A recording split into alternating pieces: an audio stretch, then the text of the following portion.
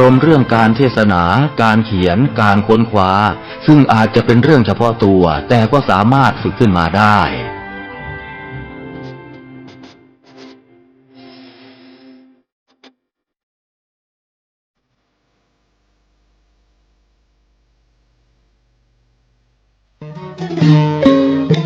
ข่าวสารเพื่อการประชาสัมพันธ์ขอเชิญชวนผู้ใจบุญใจกุศลร่วมทำบุญทอดผ้าป่าสามัคคีประจำปีพุทธศักราช 2568 เพื่อบูรณะวิหารปูพื้นกระเบื้องไวนิลตารางเมตรละ 699 บาทจำนวน 150 ตารางเมตรทำโครงเหล็กป้องกันนกรอบวิหารราดพื้นเททรายล้างหน้าวิหารราวบันไดเหล็กสแตนเลสทาสีรอบวิหารเปลี่ยนระบบไฟฟ้าปรับปรุงทัศนียภาพวิหารบูรณะปฏิสังขรณ์ถาวรวัตถุภายในวัดทอดถวายณวัดดอนตันตำบลเหมืองแก้วอำเภอแม่ริมจังหวัดเชียงใหม่ตรงกับวันเสาร์ที่1พฤศจิกายนพุทธศักราช 2568 ช่วงเช้า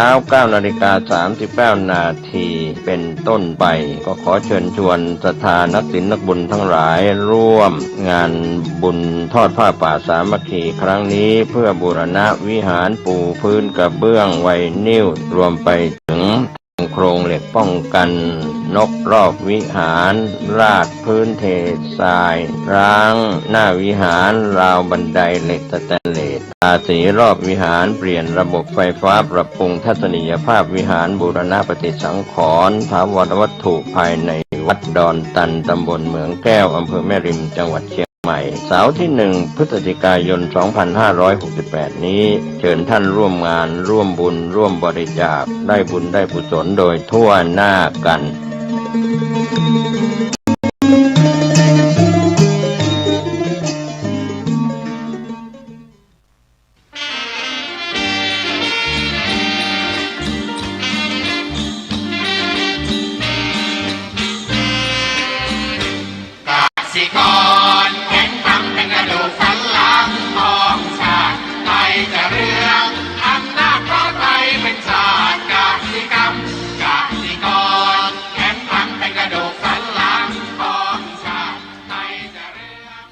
รายการต่อจากนี้ไป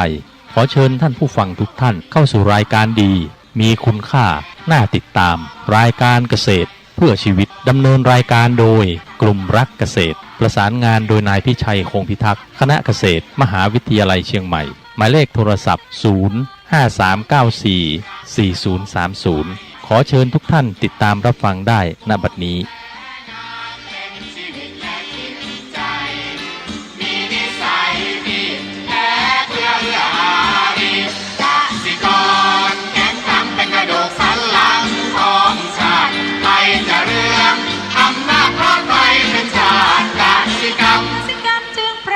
เป็นหลักมันอาชีพสำคัญผู้ไทยที่ไรสีใครจะเก็บใครจะแข็งแรงทวีสวัสดีครับท่านผู้ฟังพบกับรายการเกษตรเพื่อชีวิตสำหรับวันนี้เสนอเรื่องต้องเปลี่ยน mindset ตอนที่2ก่อนเข้าสู่รายการก็มีธรรมะมาฝากท่านผู้ฟังหัวข้อจากหนังสือพจนานุกรมพุทธศาสตร์ฉบับประมวลศัพท์เรียบเรียงโดยเทพเวทีประยุทธ์โตมหาจุฬาลงกรณราชวิทยาลัยพิมพ์เผยแพร่ปี2533หัวข้อธรรมะวันนี้คือบันดาลคำว่าบันดาลคืออะไรบันดาลก็คือการทำให้เกิดขึ้นมีขึ้นนะโดยเกิดขึ้นหรือให้เป็นไปอย่างใดอย่างหนึ่งด้วยฤทธิ์หรือด้วยแรงอำนาจนะอันนี้สำคัญนะท่านผู้ฟังบันดาลให้เกิดมีขึ้นหรือให้เป็นไปอย่างใดอย่างหนึ่งด้วยฤทธิ์หรือด้วยแรงอำนาจอันนี้แสดงเห็นว่าการที่เราจะทำสิ่งใดสิ่งหนึ่งให้เกิดขึ้นได้เราก็ต้องมีแรงในการทำมีอำนาจนะที่เราสั่งให้เป็นไปตามที่เราปรารถนาให้ได้นี่อำนาจมันมาจากไหนล่ะนะอำนาจก็คือความสามารถของเราที่มีอยู่ในการท ทำอะไรมันเกิดขึ้น อย่าไปหวังพุทธศาสนาท่านบอกถึงการว่าไม่ใช่ลัทธิโดนบันดาลนะท่านผู้ฟังศาสนาพุทธเป็นศาสนาที่ต้องปฏิบัติถึงจะได้ผลนะเราไปให้โดนบันดาลนู่นนี่มันไม่ใช่มันต้องเกิดขึ้นจากตัวตนของเราทีนี้ตัวตนของเราเนี่ยมันที่บอกว่ามันเป็นกรรมบันดาลน่ะกรรมคือการกระทำของเรามันมีผลกรรมที่เกิดขึ้นมันก็บันดาลให้เป็นไปนี่ผลกรรมก็มีตัววิบากกรรมที่มันทำมาสมในอดีตมันก็เกิดผลเกิดขึ้นได้บางคนบอกว่าทำไมคนนี้ทำไมเขาร่ำรวยเขาเคยทำทานบารมีมาแล้วในอดีตก็ได้นะแล้วเราเองถ้าเราไม่ร่ำรวยเราคิดเราก็อาจจะเป็นไปได้เพราะนั้นวันนี้เราก็นั่งคิดทำไมจะร่ำรวยก็ต้องพยายามที่จะจัดการตัวเองให้ได้ในการกระทำของเราเองเรารู้เราไม่มีในสิ่งข้อคิดอย่างหนึ่งก็คือว่าเขาบอกคนรวยเขาคิดเอาเงินไปต่อยอดคำว่าต่อยอดก็คือว่าไปสร้างสินทรัพย์ต่างๆให้เพิ่มมากขึ้นนะแล้วก็มีความหมกมุ่นที่จะทำให้ได้ผลตามที่ต้องการนะส่วนคนจนนั้นคิดถึงเงินเพื่อไปใช้นะไปใช้พวกสะสมสิ่งของสิ่งนู้นสิ่งนี้มันไปใช้แต่ว่าไม่ได้ต่อยอดเงินเพราะฉะนั้นเวลามันเป็นอย่างนี้ปุ๊บเนี่ยนี่คือคนคิดที่ต่างกันละต่างกันปุ๊บเนี่ยมันแน่นอนว่าคนรวยก็ต้องสะสมเพราะฉะนั้นเขาก็เลยทำไงจะได้เขาเรียกว่าได้สินทรัพย์มากขึ้นก็ต้องสะสมต่างๆในสิ่งที่เขาทำเขาก็ต้องไปได้เงินก็ต่อเงินต่อเงินเขาก็เลยร่ำรวยมากขึ้นอย่างคนจนเนี่ยแน่นอนได้มาก็ใช้ไปมีความสนุกยังนึกถึงชาวไร่ชาวนาที่บางครั้งตั้งแต่คือมีเงินตอนช่วงหนึ่งเศรษฐกิจดีๆแต่ละบ้านก็มีรถของตัวเองทั้งนั้นเลยนะรถกระบะทั้งเอาไว้ใต้ถุนบ้านนะอาจจะซื้อมาสดหรือผ่อนก็แล้วแต่ก็มีมันเป็นความที่ว่าเขาเรียกว่าอะไรลัทธิตะเอาอย่างเห็นคนอื่นมีก็อยากมีบ้างแต่รู้ไหมว่ามันจะมีปัญหาหนี้สินอย่างไรนะมันก็เป็นปัญหาท่านผู้ฟังท่านมันไม่ได้ตามที่กำหนดไว้มันก็ไปกู้หนี้ยืมสินมาเพราะสมมติเราผ่อนรถมาเนี่ยเราก็แน่นอนว่าต้องไปจ่ายเขาทุกเดือนถ้าไม่จ่ายเขายึดรถเราไปนะยังคิดถึงไอ้คนรุ่นใหม่ๆเนี่ยนะท่านผู้ฟังเขาคิดถึงว่าไม่รู้คิดยังไงนะคนนี้เขาทำงานเป็นข้าราชการนะเราก็เสร็จแล้วก็ผ่อนบ้านเอา2 หลังเลยนะก็คิดว่ามันดีมันถูกก็คิดอย่างนั้นเสร็จแล้วก็เปลี่ยนรถใหม่รถเดิมมันมีปัญหามันกินน้ำมันเจ้าก็พอรถคันใหม่ไม่คันเป็นรถไฟฟ้าแล้วก็คิดมีอย่างนี้ชีวิตมันเป็นอย่างนี้มันผ่อนแต่ละเดือนแล้วมันเสี่ยงนะท่านผู้ฟังเสี่ยงยังไงก็คือว่าอย่างน้อยหมดไปครึ่งของเงินเดือนทั้งหมดแล้วเงินจะกินจะทำไงถ้านั้นไม่พอแล้วความเสี่ยงที่เกิดขึ้นถ้าผ่อนไม่ได้เป็นยังไงไปกู้ยืมเงินที่ไหนอันนี้ก็เป็นตัวอย่างคิดแต่เขาก็บอกมันที่มันเป็นไปเกิดขึ้นเพราะว่าบ้านหลังที่1ผ่อนไว้อาจจะไปอยู่แต่จะได้น้ำมันท่วมขึ้นมาก็ต้องไปเช่าไปซื้อบ้านหลังใหม่ก็ผ่อนอีกหลังเก่าก็ขายไม่ได้นะหลังใหม่ก็เป็นภาระอีกเพราะนั้นการคิดเนี่ยสำคัญมากเลยบางทีเรานึกถึงทำไมคนที่บางคนก็บริหารเงินเขาก็เก่งนะเขาคนต่างชาติมาอยู่ประเทศไทยอย่างน้อยเขาได้เงินเดือนรัฐบาลเขาให้เงินชีพของเขาเนี่ยอย่างน้อยถ้าเป็นบำนาญของเขาก็อย่างละ 40,000 ขึ้นไปนะแล้วถ้าทำเอกชนก็อาจจะได้อย่างนี้เหมือนกันนี่เขาไม่ซื้อบ้านเขาก็เช่าดีกว่าจะซื้อก็ต่อเมื่อมันมีความมั่นคงมีอะไรต่างๆเราเนี่ยเขาก็เช่าอยู่ไป อยู่เช่าบ้านเดือนละ10,000มันก็มีเงินใช้ท่านผู้ฟังไม่เสี่ยงไม่อะไรทั้งสิ้นมันก็เป็นเรื่องของว่ารอจังหวะโอกาสแต่การที่มันเป็นไปได้อย่างนี้เพราะว่าการบันดาลใจการบันดาลนี่แหละการทำให้มีเกิดขึ้นเราต้องดูศักยภาพของตัวเราว่าบันดาลเกิดขึ้นไหมถ้าไม่มีก็ต้องคิดหนักนะอันนี้เป็นเรื่องสำคัญนะเข้าสู่รายการของเราเรื่องของการต้องเปลี่ยน mindset ทวนนิดนึงคำว่า mindset นี่คือกระบวนการทางความคิดหรือกรอบความคิดที่มีผลต่อพฤติกรรมทัศนคติและการตัดสินใจของบุคคลเป็นพื้นฐานที่กำหนดวิธีนะที่เรามองโลกและตอบสนองต่อสภาพสถานการณ์ต่าง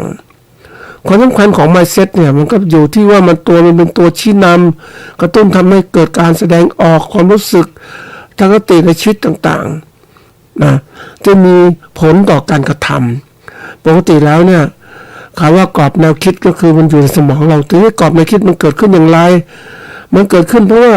เรานั้นมองโลกที่กว้างขวางก็ต้องเปลี่ยนเพราะว่าเราอยู่ไม่ได้ต้องเปลี่ยนกรอบแนวคิดมันก็เริ่มตรงนี้มันก็มีอะไรเกิดขึ้นก่อนก็คือทัศนคติที่เรามีต่อสิ่งใดสิ่งหนึ่งมันก็ประมวลผลออกมาว่าต้องเปลี่ยนแล้วนะถ้าทำอย่างนี้มันไม่ดีแล้วต้องเปลี่ยนเนี่ยแล้วเปลี่ยนมันก็แสดงออกทางพฤติกรรมที่เราแสดงทำงานหรืออะไรต่างๆเหล่านี้นั่นเป็นพฤติกรรมที่เกิดขึ้นมันเป็นสิ่งที่เกิดขึ้นถ้าเราอยากจะทำให้ดีขึ้นต้องเปลี่ยนนะท่านผู้ฟังเพราะเรายังอยู่เดิมเนี่ยมันก็ไปเดิมมันไปไม่ได้มันต้องเปลี่ยนนะเพราะนั้นที่คนเราไปยึดมั่นถือมั่นในสิ่งที่ว่าจะต้องเป็นอย่างนี้อยู่อย่างเดิมอย่างนี้พอแล้วอย่างนี้นะมันไม่ได้เราควรเปลี่ยนนะมันเป็นปัญหานะท่านผู้ฟังอย่างที่เคยกล่าวไว้ว่าคนไม่มีเงินนะทำงานอาชีพไม่ค่อยดีไม่ค่อยมีเงินใช้ไม่มีเงินใช้แล้วมาทำค้าขายอะไรต่างๆนะมันค้าขายไม่ดีปุ๊บก็ทำไงเอาของเก่ามาขายนะเอาของเก่ามาขายทุกอย่างเพื่อจะได้มีเงินใช้ไปเพราะนี่คือการแก้ปัญหาเฉพาะหน้าแต่ถ้าคนที่เขาเก่งเนี่ยเขาจะวางเรื่องราวต่างๆไว้ ก่อนแล้วเขามองไปข้างหน้าว่าเหตุการณ์จะเป็นอย่างนี้อย่างวันนี้ก็บอกท่านผู้ฟังว่านะเอาวิเคราะห์ข้างหน้าเลยสถานการณ์เศรษฐกิจไม่ค่อยดีการค้าขายก็ไม่ค่อยดี นะแล้วก็ผู้ซื้อก็ไม่มีอำนาจไม่มีเงินมากพอเพราะอาจจะตกเรื่องมันต่อเนื่องสืบเนื่องมาจากการเกิดโควิดโรงงานปิดต่างๆการที่จะคนตกงานคนถูกออกจากงานอย่างเนี้ยไม่มีเงินสะสมไม่มีเงินสะสมมากเงินซื้อก็น้อยเพราะฉะนั้นใช้จ่ายแรกๆก็จะจ่ายเรื่องของการกินการอยู่นะการจะซื้อนู่นซื้อนี่เขาไม่มีมากพอแล้วนี่มันก็หดตัวลงการค้าขายไม่ดีพอค้าขายไม่ดีปุ๊บเนี่ยผู้ผลิตสินค้าก็ค้าขายไม่ได้ไปดูได้เลยท่านผู้ฟังสมัยก่อนเนี่ยมีคนก็นำเข้าเสื้อผ้ามาจากต่างประเทศเสื้อผ้ามือสองบางคนก็มือหนึ่งมือดีๆก็นำเข้ามาราคาถูกมากก็มาขายก็คนก็ขายดีมากเพราะคนไม่มีกำลังซื้อใหม่ๆแบรนด์เนมต่างๆก็แพงซื้อนี้ไม่มีใครรู้เราก็ใช้ไปแล้วก่อนแพงเหมือนกันนะเสื้อผ้านำเข้ามาตอนหลังเนี่ยมาเจอท่านผู้ฟังมันลดเหลือตัวละ30-40 บาทโอ้มันถูกมากบางทีตัวละ10 บาท5 บาทอย่างนี้เสื้อผ้าเด็กเสื้อผ้าผู้ใหญ่ยังมีคือมันลดคือสินค้าแฟชั่นเนี่ยมันแน่นอนว่ามันต้องเปลี่ยนบ่อยๆนี่จะมาแบบเดิมมันคงไม่ไหวแล้วมันก็ต้องเปลี่ยนอันนี้เป็นสินค้าแฟชั่นมันลดลงมากมันขายไม่ก็ได้ท่านผู้ฟัง ก็ต้องลดราคาลงเพราะฉะนั้นผู้ผลิตสินค้าแบรนด์เนมเสื้อผ้าใหม่ๆก็ขายไม่ได้อีกเพราะฉะนั้นมันโรงงานมันก็ผลิตมาขายไม่ได้ทำไงมันก็เกิดปัญหาของเก่าของใหม่เต็มไปหมดมันก็เลยลดคนงานลง เพื่อการอยู่รอดของโรงงานรถยนต์ก็เช่นกันสินค้านี่สินค้าอุตสาหกรรมสินค้าต่างๆทีนี้สินค้าเกษตรของเราเนี่ยแน่นอนมันก็เป็นสิ่งที่ต้องคิดหนักทีเดียว เราเองเราไม่ก็คิดนะเพราะว่าผู้ผลิตมันก็มองโลกที่กว้างขวางเพราะเราก็คิดว่าอยู่ทำแค่นี้ก็พอมีพอกินเหลือใช้ก็ข้าวเหลือกินเหลือก็ขายอย่างเงี้ยบางคนผลิตเพื่อขายทีนี้การมองโลกเนี่ยมันต้องมองให้ครบทั้งระบบเป็นวงจรแล้วก่อนเรามองโลกแคบๆเรามองในหมู่บ้านของเราในโลกกว้างขึ้นก็มองทั่วประเทศแล้วก็เดี๋ยวนี้มองต่างประเทศเพราะว่าสินค้ามันเข้าออกได้ตลอดเวลามันไหลเข้ามาเยอะๆเราก็ทำ FTA กับต่างประเทศอย่างเราทำ FTA คือ Free Trade Area ระหว่างไทยกับจีนอย่างเงี้ยเราไปทำเขาเราหวังว่าจะมองเป็นคือคนเราเวลาเรามองโลกเนี่ยมันจะมองในแง่ดีตลอดอะท่านผู้ฟังไม่มองในแง่ร้ายจริงๆตามหลักการมองเขาบอกจงมองให้ครบทั้งระบบอย่ามองอยู่แต่ในแง่ดีเราคิดว่าจะได้อย่างเราทำสินค้าเกษตรเนี่ยแล้วเปิดสินค้าเปิดสินค้าการค้าไม่ต้องเสียภาษีเนี่ยไทยกับจีนนะถามว่าเฮ้ยเราก็หวังว่าถ้าเราส่งเนื้อจีนเยอะมากนะเราก็ร่ำรวยแน่นอนนะแล้วตอนนั้นก็มีสินค้าพวกทุเรียนต่างๆเนี่ยเราคิดได้มันก็รวยจริงอ่ะแต่ว่าระยะยาวล่ะจีนเขาคิดมาตรการกีดกันต่างๆเกิดขึ้นแล้ววันนี้มองกลับมาอีกทีเฮ้ยสินค้าทุเรียนก็ไม่ค่อยดีเท่าไหร่ละเพราะจีนก็ไปปิดซื้อที่อื่นผลิตที่อื่นเราก็ลำบากแล้วไม่พอสินค้าจีนนี่เคยส่งไปต่างประเทศอื่นๆนะมันถูกกีดกันการค้าก็ไหลเข้ามาประเทศไทยนะทั้งสินค้าเกษตรสินค้าอะไรตัวกระเทียมหอมต่างๆมาหมดอ่ะพืชผักก็มาอีกอ่ะไม้ผลก็มาอีกอ่ะแล้วจะทำยังไงกลยุทธ์ของจีนเขาก็ราคาถูกอ่ะท่านผู้ฟังนี่เราก็คิดแต่ก่อนคนไม่เคยคิดนะว่ามันจะเป็นอย่างนี้แต่ถ้าเรามีกรอบแนวคิดที่เราวางไว้จงอย่ามองอะไรที่มันดีเกินไปเรามองให้มันครบทั้งหมดมันจะเห็นเลยนะเห็นระหว่างช่องว่างเห็นปัญหาต่างๆที่จะเกิดขึ้นอย่างเศรษฐกิจตอนนี้มันไม่ค่อยดีเราก็มองไปเห็นแล้วเนี่ยตั้งแต่โควิดมาแล้วก็ตั้งแต่ที่เคยเล่าให้ท่านผู้ฟังว่านักธุรกิจไทยคนหนึ่งเล่าเรื่องนี้ตอนช่วงของการเกิดปฏิวัติ22 พฤษภาคม 57เนี่ย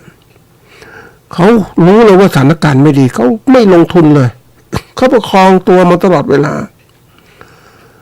17-8 ปีที่ผ่านมาปฏิวัติเนี่ยมันไม่มีความก้าวหน้าอะไรแล้วเกิดโควิดบริหารจัดการก็ไม่เป็นเศรษฐกิจก็ไม่เป็น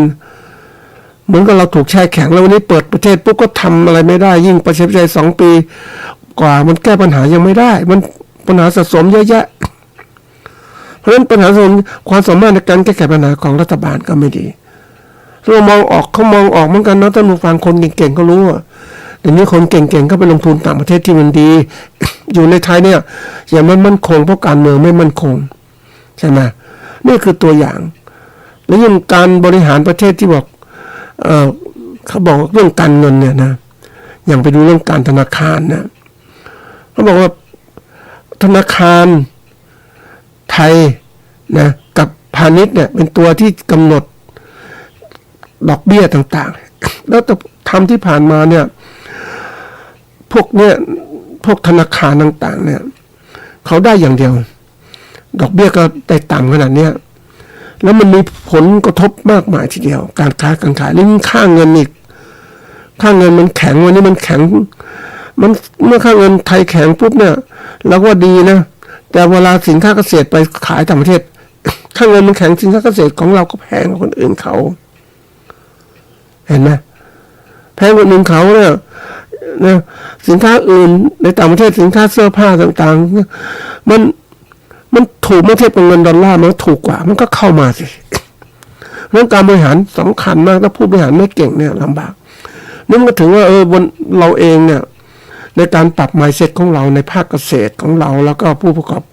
เกษตรกรและผู้การเกษตรต้องให้ความสำคัญได้มากขึ้นเขาบอกการพัฒนากรอบแนวคิดที่มีต่อสิ่งใดสิ่งหนึ่งนั้นนะต้องมีอะไรต้องมีการเจริญเติบโตอยู่ต่อเนื่องนะคือกรอบแนวคิดแบบเติบโตอ่ะถ้ากรอบแนวคิดแบบ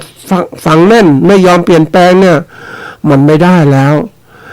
นะมันอยู่ไม่ได้เพราะฉะนั้นกรอบแนวคิดแบบเติบโตคือการสร้างความเชื่อ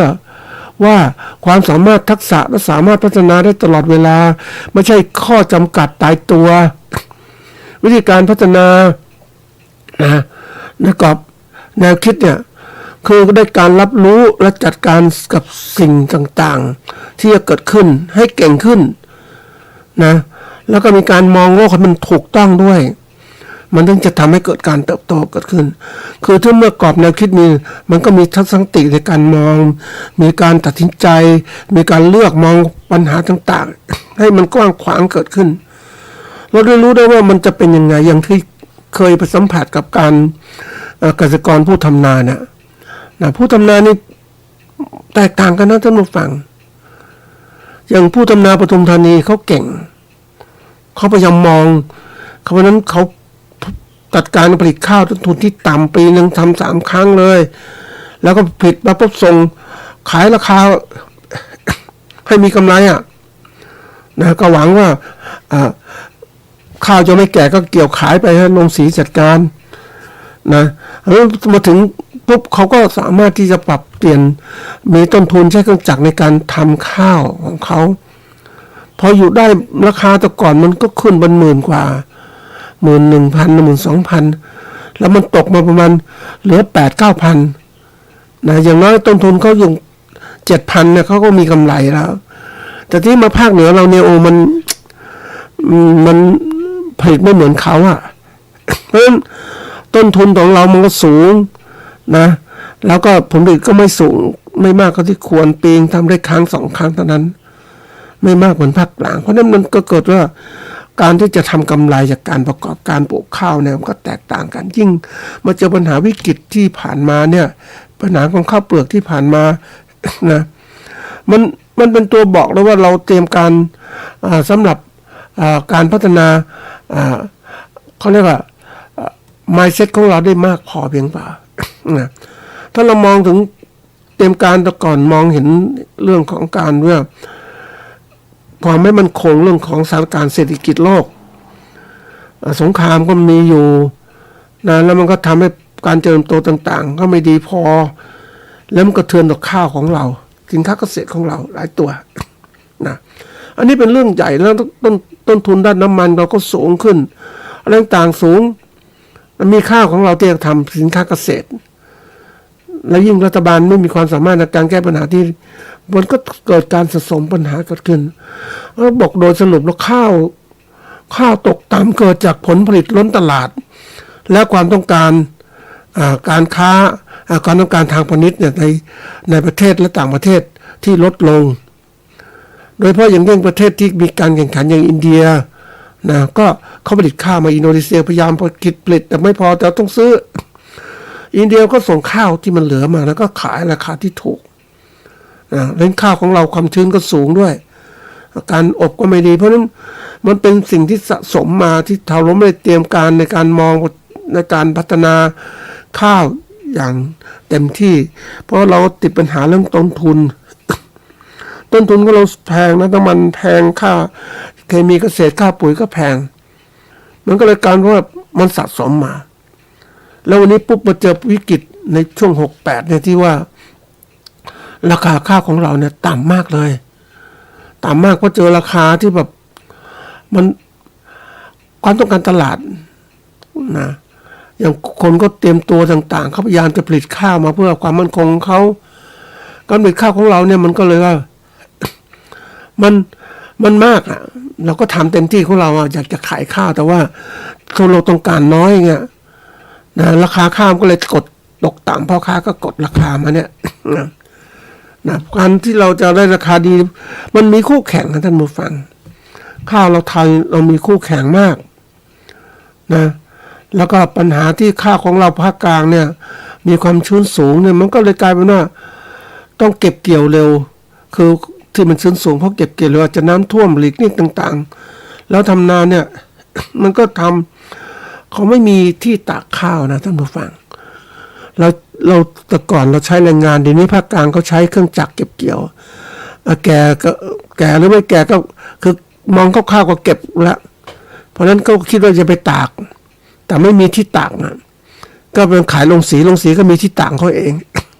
เพราะนั้นราคาขายที่ได้ก็ต่ำการทำกำไรก็ไม่ได้มากพอแล้วนี่สินก็ลุงลังมาหมดละนะโดยเฉพาะอย่างยิ่งมันขายไม่ค่อยได้ราคาไม่ดีท่านผู้ฟัง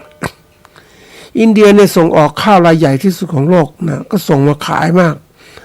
แล้วก็อินเดียมีต้นทุนการผลิตที่ต่ำกว่าประเทศไทยนะสามารถขายในราคาที่ถูกกว่าข้าวไทยนะทำให้เราขายไม่ได้นโยบายควบคุมส่งออกของอินเดียเนี่ยแต่ก่อนเนี่ยเขาจำกัดการส่งออกเพราะว่าข้าวมันไม่พอกินแต่เมื่อข้าวมันเยอะแล้วก็พอกินก็ส่งเลยนะทำให้การตลาดของไทยปั่นป่วนเลยเราขายข้าวไม่ค่อยได้แล้วสถานการณ์ปัจจุบันเนี่ยเราก็แน่นอนเราก็เจอปัญหาอินเดียก็แย่งตลาดไปมากมายทีเดียวแล้วข้าวขายก็ตกต่ำแล้วก็เราก็กลายเป็นตกในอยู่ภาวะหนี้สินมากนะทีนี้มาดูว่าจริงๆเรื่องนี้มันต้องมองให้ยาวไกลก่อนก็มองนี่ราคาข้าวไทยจะเป็นไงรัฐบาลก็ส่งเสริมปีไหนไม่ได้ก็เจือจุนประกันช่วยรายละพันไม่เกินรายละไม่เกิน10 ไร่คือ 10,000 บาทมันก็ช่วยได้แต่ในประของทีนี้เราเองเนี่ยเราต้องศึกษาถึงปัญหาที่เกิดขึ้นว่าเราจะไปไหวไหมถ้ารู้จักการวิเคราะห์สถานการณ์ตลาดนะ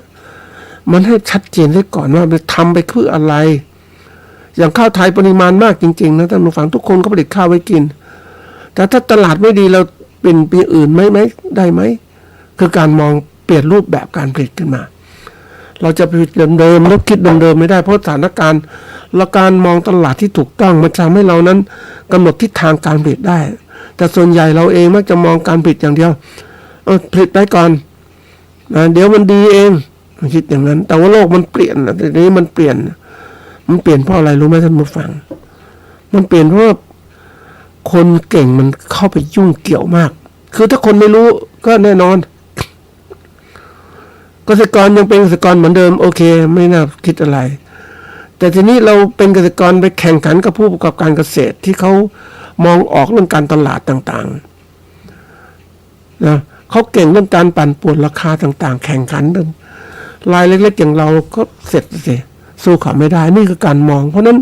ที่บอกว่าทำไมเราเป็นอย่างนี้เพราะเราไม่ได้เปลี่ยนทิศทางกรอบแนวคิดต่างๆที่เรามีอยู่เรายังคิดแบบเดิมๆแล้วก็เป็นแบบเดิมแล้วแก้ไขปัญหาไม่ได้มันก็กลายเป็นว่าเราตกอยู่ในภาวะหนี้สินเขาบอกว่าตัวเลขของการหนี้สินครัวเรือนประเทศไทยมันสูงมาก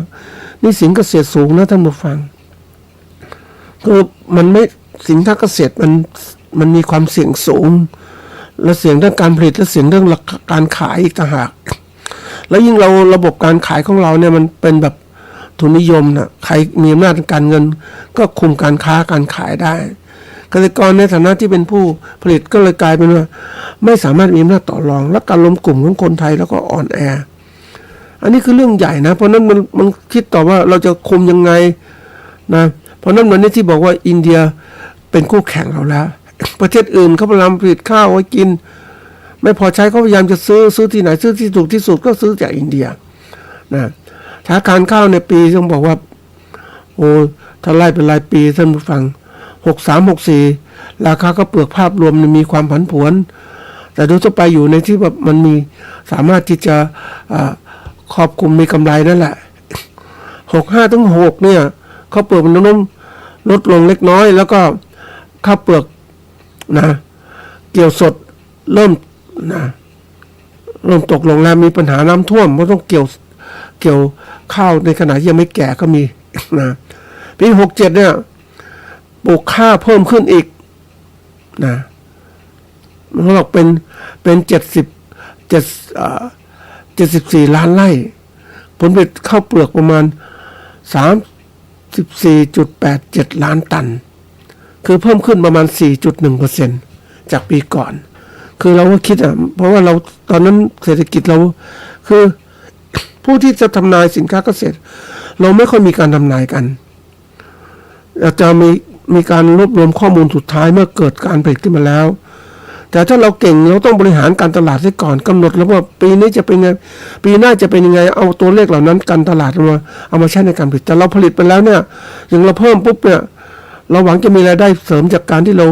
วิกฤตการโควิดต่างๆเราอยากจะมีตัวนี้ขึ้นมาแล้วก็เพิ่มมากขึ้นแล้วกลายเป็นว่าการผลิตของเราเนี่ยมีปริมาณมากแล้วข้าวนาปลังเราก็มีปริมาณเพิ่มขึ้นด้วยแล้วมีแหล่งน้ำดีเพราะฉะนั้นการส่งออกข้าวเราก็ถูกจำกัดในส่วนหนึ่งแล้วนะแล้วก็ปี68แล้วก็ลามมาว่าข้าวก็เลยล้นตลาดขึ้นมาขายไม่ได้ราคาเท่าที่ควรจะเป็นมันก็เกิดการขาดทุนอย่างที่เขาบอกว่า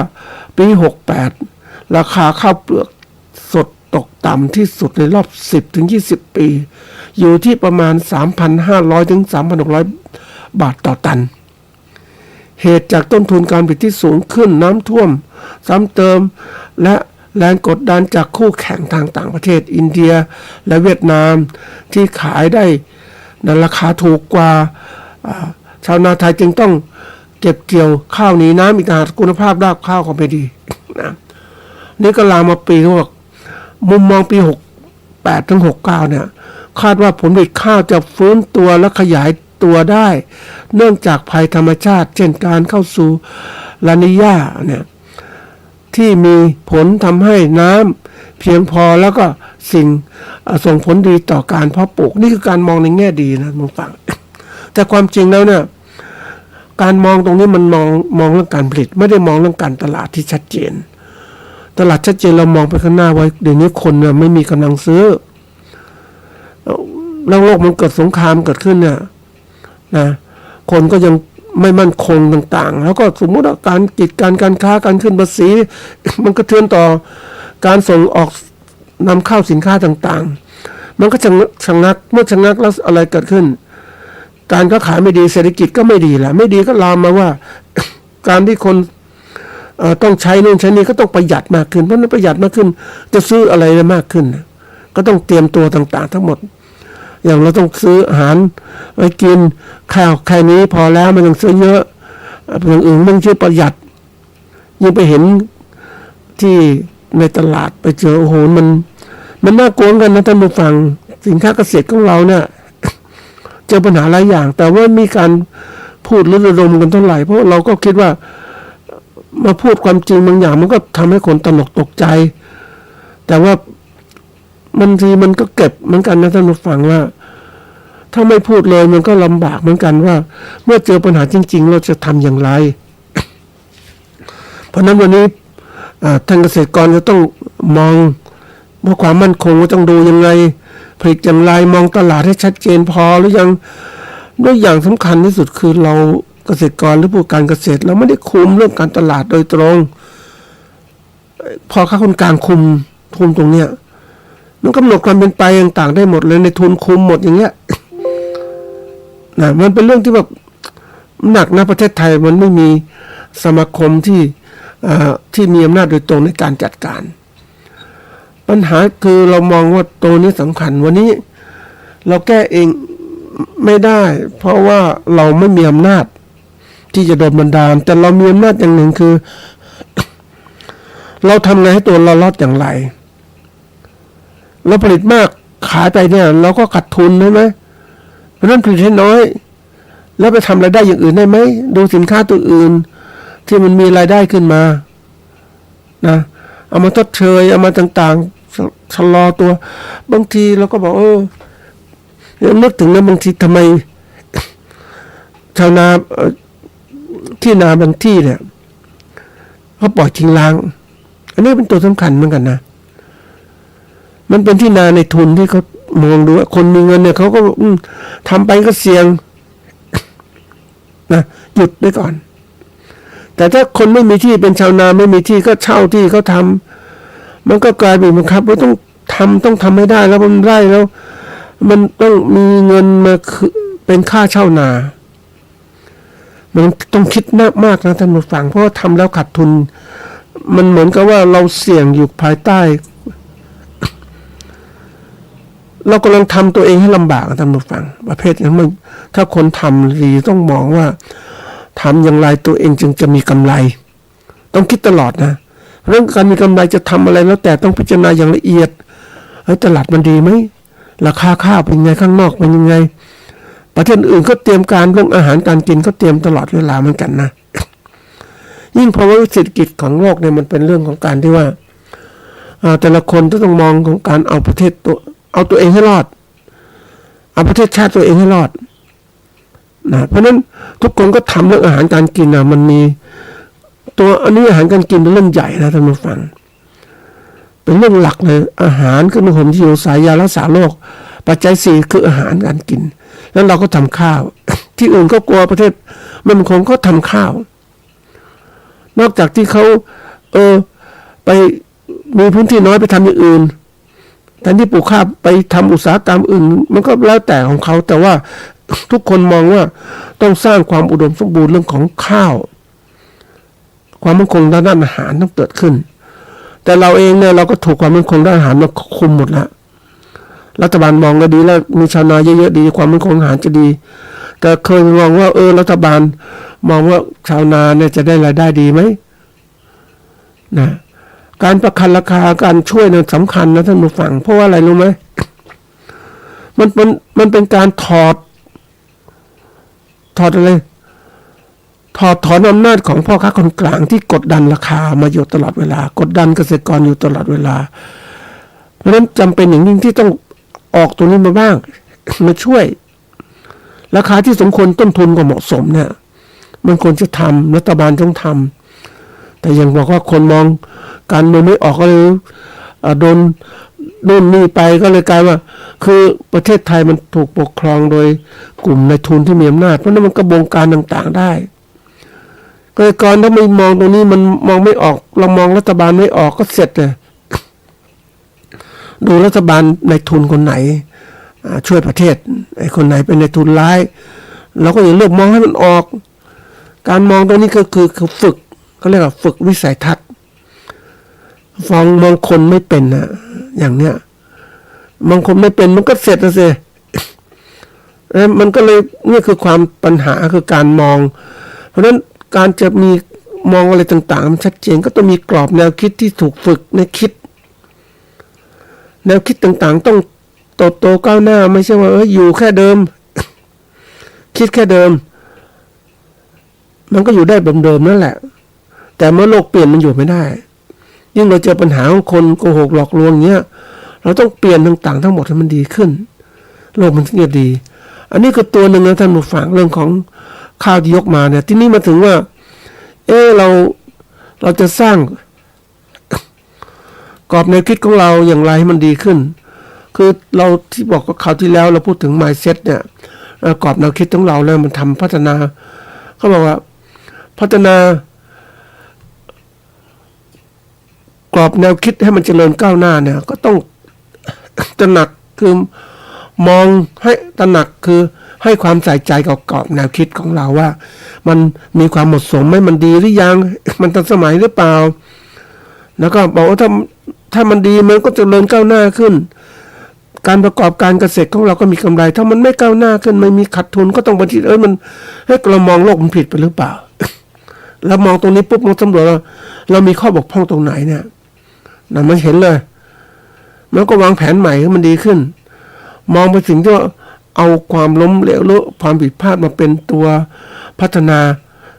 ให้แนวคิดมันดีขึ้นกว่าเดิมแต่ถ้าเราอยู่อย่างเดิมเราก็คิดทำนาทุกปีขัดทุนทุกปี อันนี้เห็นนะท่านผู้ฟังคือมีที่ให้ที่ทำนาให้คนอื่นเขาเช่านะเราเช่าคนสงสารกันนะบางทีนะให้ถูกที่สุดแล้วแต่เขาไม่ได้คือเหมือนกับต้นทุนมันสูงแรงงานก็ไม่มีมันก็ขัดทุนมันก็เหมือนทำแล้วไม่ได้กำไรบางทีก็ลดก็บ้างอย่างเงี้ยพอเห็นชาวนาก็น่าสงสารเหมือนกันนะคือเขาไม่รู้จะทำอาชีพอะไรก็ต้องทำนาเพราะมันทำอาชีพเดิมมาแล้วเนี่ยแต่ถ้าเราเปลี่ยนใหม่เพราะ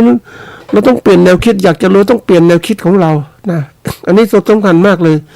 กรอบแนวคิดของเราทีนี้เราจะพัฒนาแนวคิดของเราให้มันดีอย่างไรมันต้องไปดูถึงว่าเฮ้ย แนวคิดยังไงมันดีขึ้นก็คือพัฒนาแนวคิดใหม่ของเราก็คือว่าเราเองจะต้องไปหา การมองว่าทำอย่างไรให้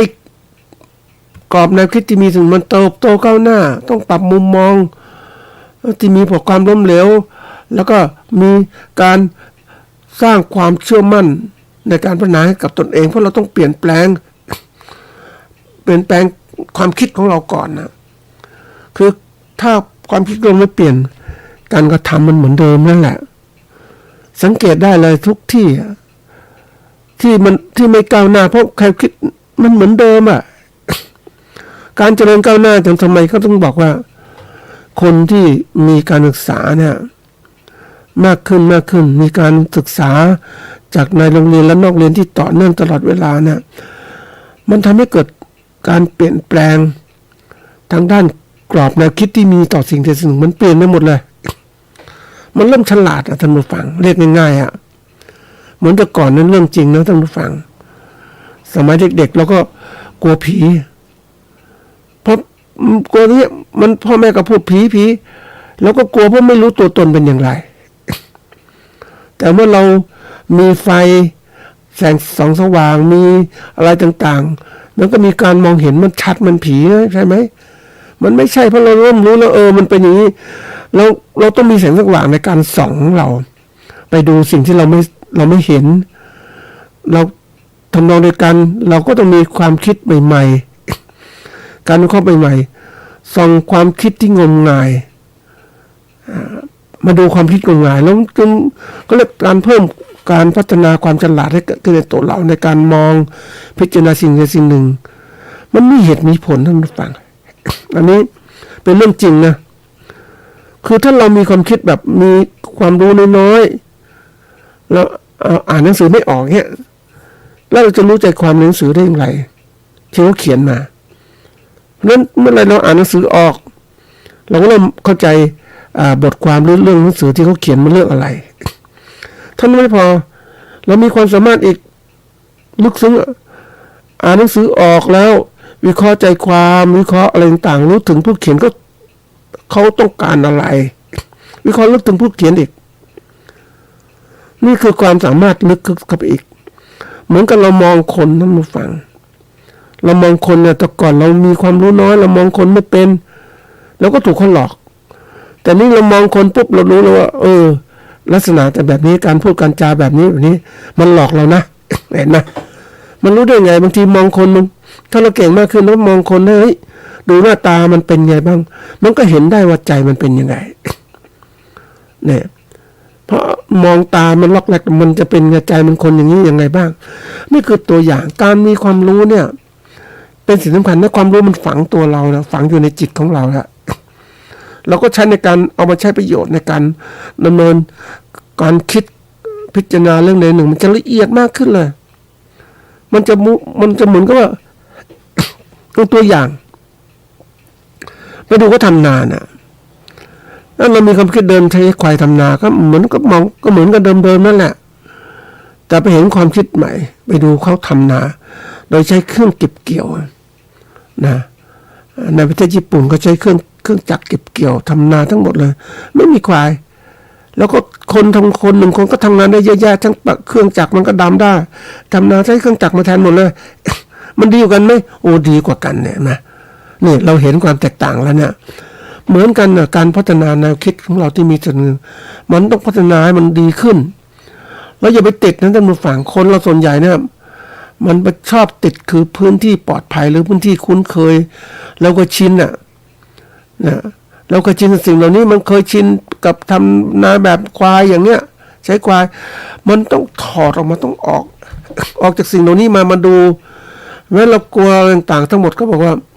เราไปดูความแตกต่างที่เกิดขึ้นความแตกต่างที่เกิดขึ้นมันจะมีอะไรต่างๆมากมายทีเดียวเขาบอกจากพื้นที่ที่เคยคุ้นชินปลอดภัยและสบายเนี่ยออกไปสู่พื้นที่ที่กลัวคือออกจากตัวสบายไปต้องเผชิญกับความกลัวความไม่มั่นใจความท้าทายใหม่ๆที่เกิดขึ้น เพราะเราอยากจะใช้ควายเหล็กหรืออยากใช้แท็กเตอร์ไถนาต่างๆว่าเปลี่ยนออกสิมันกลัวเหมือนกันนะคนจะเปลี่ยนแปลงต่างๆมันกลัวมากไม่อยากจะเปลี่ยน แต่เมื่อเราออกมาเปลี่ยนแล้วโอ้มันดีแล้วตอนนี้แหละมันเริ่มมองเฮ้ยเราเปลี่ยนออกจากความกลัวต่างๆ แล้วมาสู่อะไรมาสู่พื้นที่แห่งการเรียนรู้เลยว่าเรียนรู้ฝึกฝนตนเองอะไรใหม่ๆเกิดขึ้นมันจะต่อทำให้เราขยันมากขึ้นนะคุณผู้ฟัง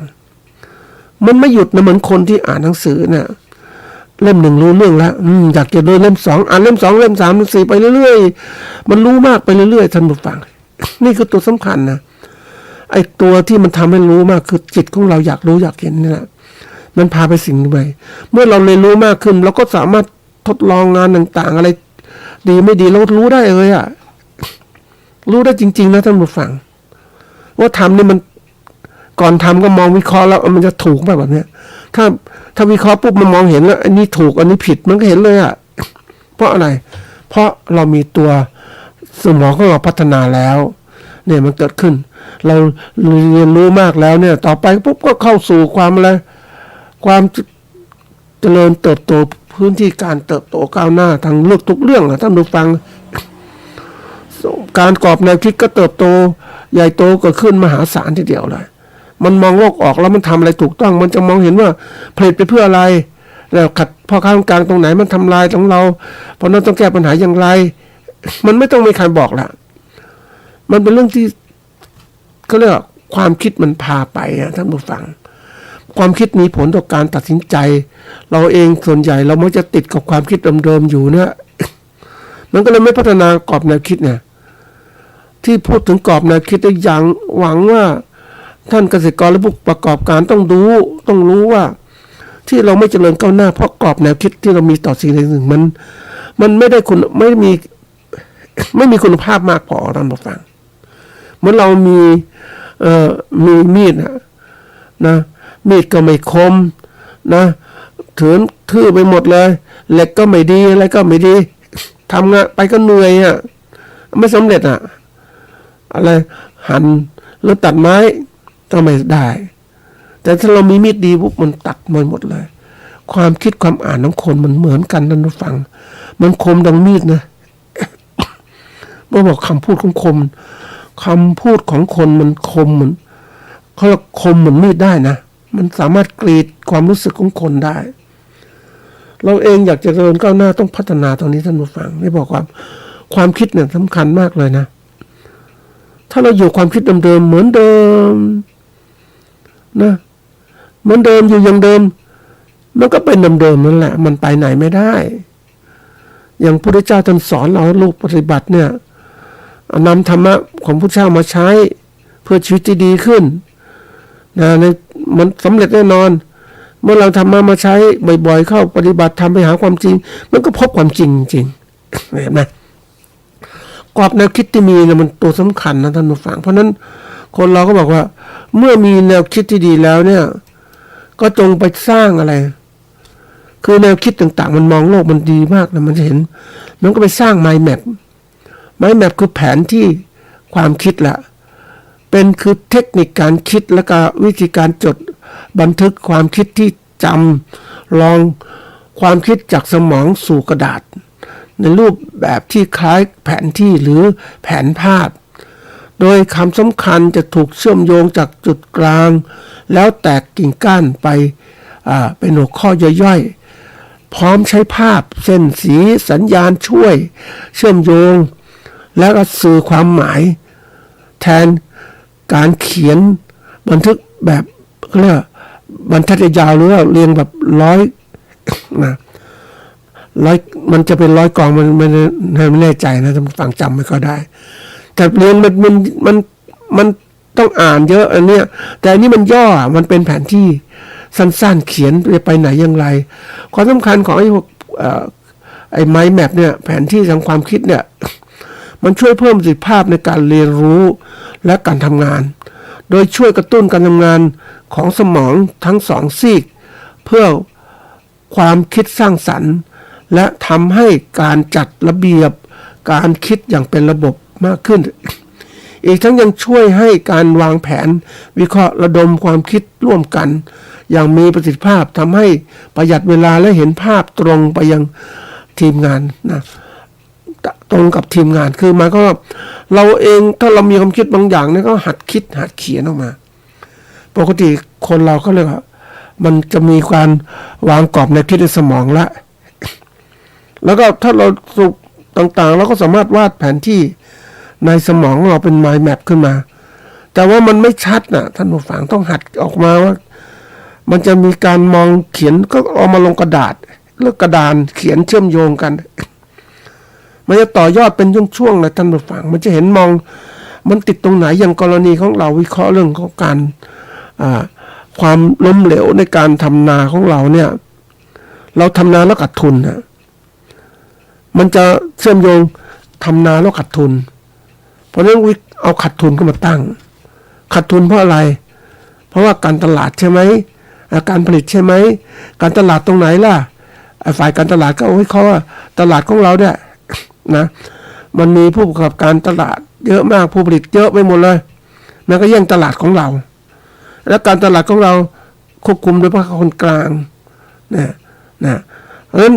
เราจะแก้ปัญหาตรงนี้อะไรการตลาดต่อไปก็ต้องพยายามขายเองอะไรเองต่างๆทั้งหมดเนี่ยมองทีละคือมองแผนที่เหล่านี้มันเชื่อมโยงมาถึงการผลิตเหมือนกันที่เราขาดทุนเพราะว่าต้นทุนการผลิตมันสูงเพราะว่าค่าเมล็ดพันธุ์ค่าปุ๋ยค่ายาค่าแมลงค่าน้ำมันเชื้อเพลิงค่าแรงงานในการทำงานค่าจ้างรถเก็บเกี่ยวนะค่าขนย้ายขนข้าวต่างๆไปสั่งโรงสี